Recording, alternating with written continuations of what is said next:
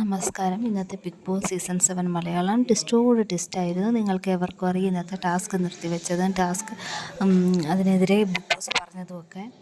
അതിനുശേഷം big boss ഒരു കോംപ്രമൈസിന് ശ്രമിച്ചു. കാരണം ഒന്ന് ഷാനവാസൊക്കെ ഒരു കോംപ്രമൈസിന് വേണ്ടി ശ്രമിച്ചു. അങ്ങനെ അവസാനം അത് കോംപ്രമൈസായി. അതിനെ തുടർന്ന് വീണ്ടും ഒരു ടാസ്ക് കൊടുക്കുകയും ചെയ്തു.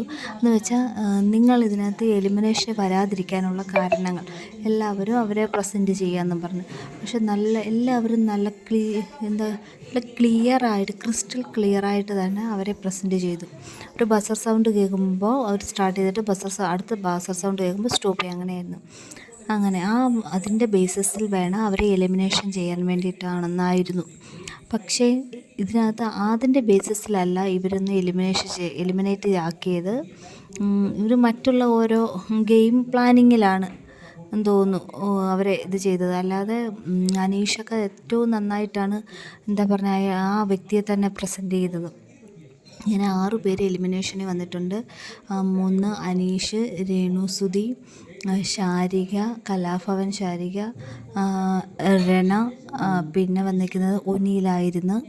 ഇവർ 6 പേരുമായിരുന്നു. പിന്നെ അങ്ങനെ അനീഷ് ഇത് പിരിഞ്ഞു പോവുകയും തുടർന്ന് വീണ്ടും ബിഗ് ബോസ് അനൗൺസ് ചെയ്ത് എലിമിനേഷന് വേണ്ടിയിട്ട് എല്ലാവരും കൺഫെഷൻ റൂമിലേക്ക് വരിക എന്ന് പറഞ്ഞു. അപ്പോഴാണ് ഇവരറിയുന്നത് അപ്പം ഇതിൽ നിന്ന് എടുക്കുമെന്നായിരുന്നു. പക്ഷേ ഇതെന്തിനാണെന്ന് അപ്പോഴാണ് അവരറിയുന്നത്. കാരണം ഇത് ടാസ്കിൽ ജയിക്കാത്തവരെ അടുത്ത മിഡ് വീക്ക് എലിമിനേഷനായിട്ട് അവരെ എലിമിനേറ്റ് ചെയ്ത് കളയും. അത് വരുന്നത് മിഡ് വീക്ക് എലിമിനേഷൻ എന്ന് പറയുന്നത് മേ ബി ബുധനാഴ്ചയായിരിക്കും. ഇനിയിപ്പോൾ അവർ ചെയ്യാൻ പോകുന്നത് അടുത്ത എലിമിനേഷൻ എന്ന് പറയുന്നത് അവരതിന് എലിമിനേഷൻ ചെയ്ത് കൺഫെഷൻ റൂമിലേക്ക് പോയിട്ടുണ്ട്. അടുത്തത് സൺഡേ മോലാലേട്ടൻ വരുമ്പോൾ അവരെ എലിമിനേറ്റ് ചെയ്ത് കളയുന്നതാണ്. എന്തായാലും ബിഗ് ബോസിൽ ടെസ്റ്റോട് ടെസ്റ്റാണ്. ഇവർ ഒരിക്കലും വിചാരിച്ചില്ല ഇങ്ങനെ ഒരു പണി കിട്ടുമെന്ന്. കാരണം ഇതുവരെയുള്ള സീസണിൽ തന്നെ ആദ്യമായിട്ടാണ് ബിഗ് ബോസ് ഇങ്ങനെ ഒരു മിഡ് വീക്ക് എലിമിനേഷൻ എന്നും പറഞ്ഞുകൊണ്ട് കൊണ്ടുവന്നിരിക്കുന്നത്. കാരണം ഇവർ വളരെ മോശം കണ്ടൻറ്റാണ്. കണ്ടൻറ്റ് ഉണ്ടോയെന്ന് വെച്ചാൽ കണ്ടൻറ്റ് ഇല്ല. മോശം ഇതായിട്ടാണ് ഇപ്പോൾ ബിഗ് ബോസിൽ എല്ലാവർക്കും ഒരു നെഗറ്റീവാണ്. ഒരു പോസിറ്റീവായിട്ട് ആരും തന്നെ ഇതിനകത്തില്ലെന്ന് തന്നെ പറയാം.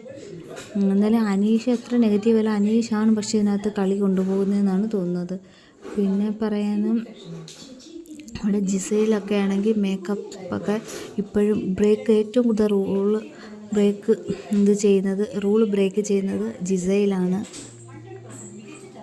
എന്തായാലും ജിസയിലൊന്നും ഇപ്പോൾ എലിമിനേഷന് വന്നിട്ടില്ല.